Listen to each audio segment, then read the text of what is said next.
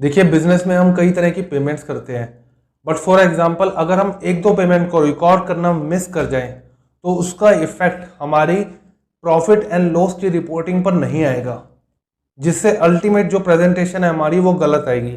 तो that means each and every adjustment को cover करना बहुत इंपॉर्टेंट है। मैं हूं विकास मैनी, आप देख रहे हैं ओएनएस स्टडी सर्कल। आज की इस वीडियो का टॉपिक है final accounts with adjustments, problems and solutions. ये इस वीडियो का पार्ट 5 है।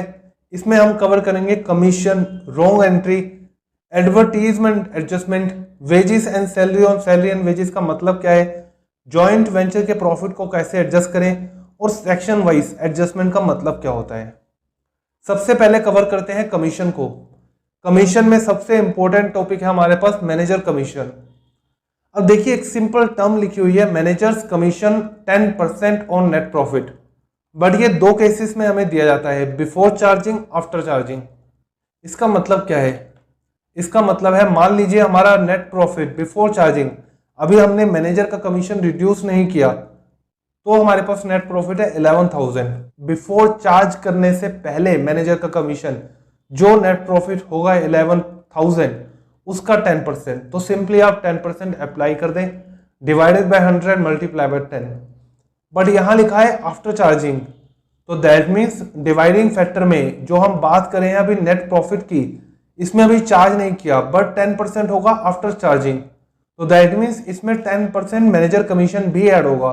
तो आफ्टर में आप 110 से डिवाइड करें इंस्टेड ऑफ 100, तो ये आपका आफ्टर चार्जिंग मैनेजर कमीशन निकल आएगा। तो बिफोर में हमारे पास जो मैनेजर कमीशन बनेगा वो बनेगा 1100, आफ्टर में बनेगा 1000 रुपीज। इसको रिकॉर्ड कैसे करें? ये बिजनेस के लिए एक्सपेंस है, इसलिए पीएनएल में डेबिट में जाएगा, और ये लायबिलिटी होगा क्योंकि मैनेजर को अब आपने पे करना है कमीशन, तो इसे आप बैलेंस शीट में लायबिलिटी में रिकॉर्ड करेंगे। अब एक दूसरा सिनेरियो है कमीशन का। For example, sold goods on behalf of mister A ₹30,000 in cash on which he is allowed 15% commission. अब ये देखने में हमें लग रहा है कि हमने सेल करी है, बल्कि ऐसा नहीं है। इसे हम सबसे पहले ट्रेडिंग अकाउंट में से रिड्यूस करेंगे। ऐसा हमने क्यों किया? क्योंकि ट्रेडिंग अकाउंट ऐसा अकाउंट है जिसमें हम फैक्ट्री से रिलेटेड सारे खर्चे शो करते हैं, और फैक्ट्री के थ्रू जो हमने प्रोडक्ट बनाया है और उसको बेचा है उसको हम यहाँ सेल में रिकॉर्ड करते हैं।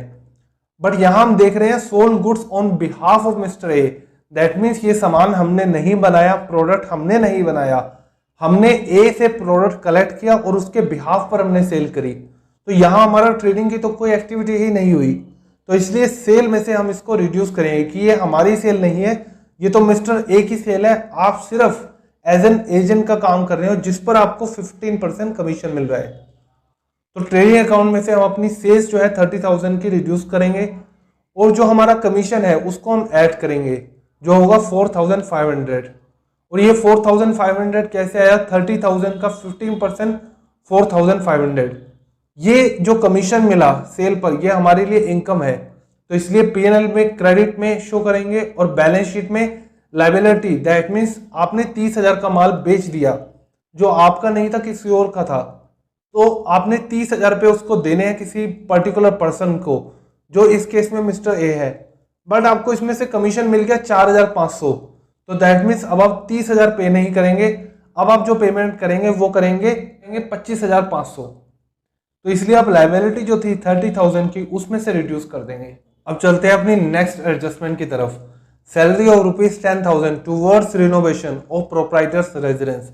इसका मतलब क्या है? इसका मतलब यह है 10,000 रुपये की आपने सैलरी उस वजह से पे करी है जो प्रोप्राइटर के रेजिडेंस, फॉर एग्जांपल उसके घर से बिलोंग करती है। तो ये बिजनेस की एक्टिविटी तो है नहीं, ये तो प्रोप्राइटर के घर के लिए जो सैलरी पे करी है वो है, तो इसको आप सैलरी में रिकॉर्ड नहीं करेंगे, तो इसलिए आप सैलरी में से इसको रिड्यूस कर देंगे। और ये जो अमाउंट है ये एक तरह की ड्राइंग है कि प्रोप्राइटर ने कुछ ड्रॉ कर लिया बिजनेस से, तो लायबिलिटी में जो कैपिटल है उसमें से आप ये अमाउंट सिंपली रिड्यूस कर देंगे। अब नेक्स्ट एंट्री को देखते हैं। इसमें लिखा है एडवर्टीजमेंट है 2 लाख रुपए का, दैट मीन्स 2 लाख रुपए का खर्चा किया है आपने एडवर्टीजमेंट पर, और इससे आप एज्यूम कर रहे हैं कि 5 साल तक आपको बेनिफिट मिलेगा। तो जनरली देखा जाए तो अगर 5 साल तक बेनिफिट मिलेगा तो 2 लाख डिवाइडेड बाय 5, इस हिसाब से आप पर ईयर एमोटाइज करेंगे। बट यहाँ प्रॉब्लम यह है कि एडवर्टीजमेंट में आप श्योर नहीं हो सकते कि जो एडवर्टीजमेंट है उसका बेनिफिट आपको 5 साल तक मिलेगा, और किस प्रोपोर्शन में मिलेगा वो भी श्योर नहीं होते। कस्टमर का बिहेवियर चेंज होता रहता है। तो इस केस में फुली जो 2 लाख रुपीज एडवर्टीजमेंट का है वो आप रिकॉर्ड करेंगे डेबिट साइड में, अनलेस कि बहुत सर्टेनिटी के साथ आपके पास एक रियल बेस हो जिससे आप जस्टिफाई कर पाए कि किस तरह से आपको बेनिफिट मिलेगा। तो दैट मीन्स अगर आप जस्टिफाई नहीं कर पा रहे, एक रियल और क्लैरिटी के साथ एविडेंस नहीं है, तो एडवर्टीजमेंट का सारा खर्चा एक ही ईयर में, जिस ईयर में एक्सपेंस हुआ है वहां रिकॉर्ड हो जाएगा। अब चलते हैं नेक्स्ट एडजस्टमेंट कि वेजेस एंड सैलरी और सैलरी एंड वेजेस में क्या फर्क है। अब देखिए, एक नॉर्मल सी सेइंग है जिसमें हम कहते हैं कि दाल में कंकड़ है, हम ये नहीं कहते कंकड़ में दाल है। ऐसा क्यों है? ऐसा इसलिए है क्योंकि दाल बहुत ज्यादा है, उसमें एक आध कोई कंकड़ है। तो वेजेस एंड सैलरी में क्या होता है? वेजेस एंड सैलरी में ये होता है कि जनरली फैक्ट्री में काम हो रहा है, डेली बेसिस पे आप वेजेस की पेमेंट कर रहे हैं, बट सुपरवाइजर है, एक आध सुपरवाइजर है, फॉर एग्जांपल 200 आपकी लेबर है, उसमें सिर्फ 2 सुपरवाइजर हैं, तो उनको आप कुछ सैलरी पे कर रहे हैं। तो वेजेस बहुत ज्यादा है, 90% 95% वेजेस है, थोड़ी सी सैलरी भी पे कर रहे हैं। बट सैलरी एंड वेजेस में उल्टा होता है। सैलरी एंड वेजेस में होता है कि फॉर एग्जांपल आप ऑफिस में एज एन अकाउंटेंट काम कर रहे हैं, हेड ऑफिस में, तो वहां सभी को जनरली सैलरी मिलती है। बट एम्प्लॉयज की टेक केयर के लिए, जैसे फॉर एग्जांपल जो पेंट्री है जहां खाना बनाया जाता है, जो कैंटीन है, तो उनको अगर फॉर एग्जांपल कुछ अमाउंट एज अ वेजेस दिया जा रहा है, तो वो थोड़ा अमाउंट वेजेस है, बट यहाँ 95% जो है वो सैलरी है। तो वेजेस एंड सैलरी यहाँ हम देख रहे हैं फैक्ट्री से रिलेटेड है, तो इसलिए ये ट्रेडिंग अकाउंट में जाएगा एज एन एक्सपेंस, तो ये ट्रेडिंग अकाउंट की डेबिट साइड में जाएगा। सैलरी वहां दी जाती है जहां आप ऑफिस की बात कर रहे हैं, तो इसलिए ये P&L अकाउंट में जाएगा। तो ये डिफरेंस है वेजेस एंड सैलरी और सैलरी एंड वेजेस में।